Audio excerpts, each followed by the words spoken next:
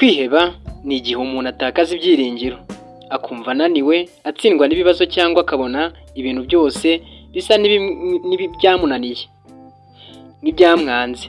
Akenshi biterwa n'uko watsinzwe kenshi mu buzima bwawe, imirimo yawe ndetse n'imishinga. Biterwa n'ubukene, kubura ibisubizo byihuse, bigaterwa kandi no kunengwa n'abantu cyangwa kwigereranya n'abandi. Biterwa kandi no gutekereza ko Imana yacecetse, ibyawe ikaba itabyitayeho. Ariko hari ibyo Bibiliya itubwira ko kwiheba atari iherezo. Nko muri Zaburi ya 42 umurongo wa 5 haravuga ngo, kuki wihebye wa bugingo bwanjye we? Kuki uhagaritse umutima? Itegura Imana. Abantu benshi bo muri Bibiliya batsinzwe mbere yo gutsinda. Ibyo bigaragaza ko gutsindwa atari ikimenyetso cy'uko Imana yakwibagiwe. Urugero, Yosefu yagurishijwe nk'umucagara, arafungwa ndetse aza no kuba minisitiri w'aho ngaho mu gihugu cya Egiputa cyangwa mu Misiri. Ibi ngibi ushobora kubyibonera neza mu gitabo cy'Itangiriro ibice 50 umurongo wa 20. Ntabwo ari Yosefu gusa kandi na Dawidi byamubayeho. Yarirukanwe, arahigwa ndetse aza kuba n'umwami w'ubwoko bwa Isirayeli.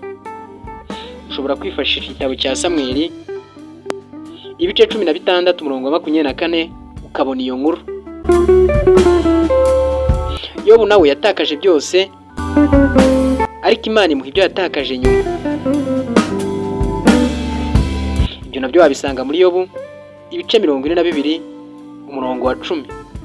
Gutsindwa rero ni inzira, ntabwo ari iherezo ry'uko ibintu bikurangiranye. Ubundi hari igihe usenga, ugaceceka, ukarira, ariko ntubone igisubizo. Ugatangira kwibaza ute se Imana iracyanyumva?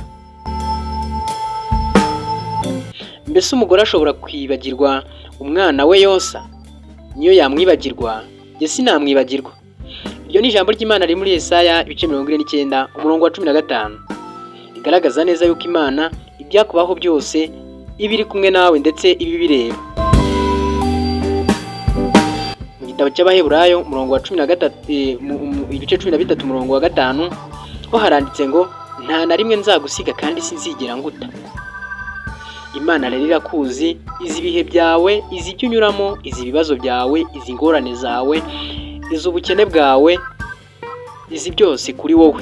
Mbese Imana muregeranye kurusha undi muntu.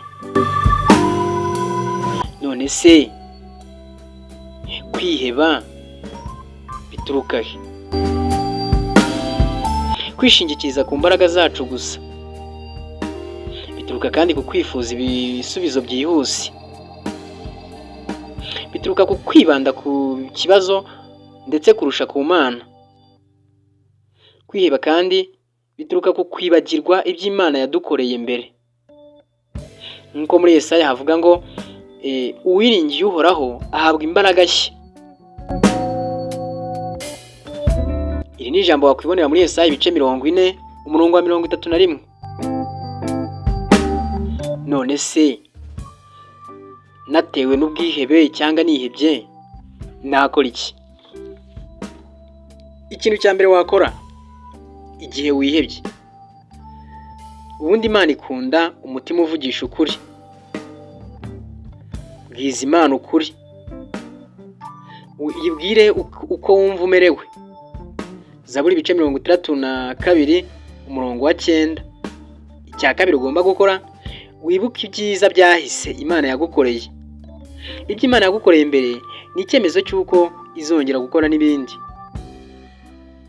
Icya gatatu wakora, guma ku ijambo ry'Imana, ukomeze ujye muri Bibiliya ushaka amagambo yo kugukomeza umutima. Iryo jambo ritanga umucyo mu mwijima, nkuko Zaburi ibice 119 umurongo wa 105 havuga. Ikindi wakora, nugume wenyine, sangira n'abandi bizera, abandi musangiye ukwemera cyangwa kwizera, bagusengere, musengerane. Ijambo riri mu Mubwiriza ibice 4 umurongo wa 9 ndetse n'uwa 10. Imana iracyari kumwe nawe, igihe cyawe nikiragera, kandi n'ikirarenga. Gutsindwa si ukwanga Imana. Amarira yawe Imana ibiyareba. Umugambi w'Imana ntuhindurwa n'ibibazo. Ibigeragezo bimara akanya gato, ariko umunezero uhoraho iteka. Mureke dusenge. Mwami Imana, ndakwinginze ndeka kwiheba ngo utsinde. Nubwo tsinzwe, menye ko utansize. Ongera unyuzeho ibyiringiro, unyereke ko uri kumwe nanjye. Sabye kugira ngo mpindurire amarira yanjye ibyishimo mu izina rya Yesu Kristo. Amen. Nubwo wumva umeze nk'uwibagiwe Imana, iracyakuri hafi.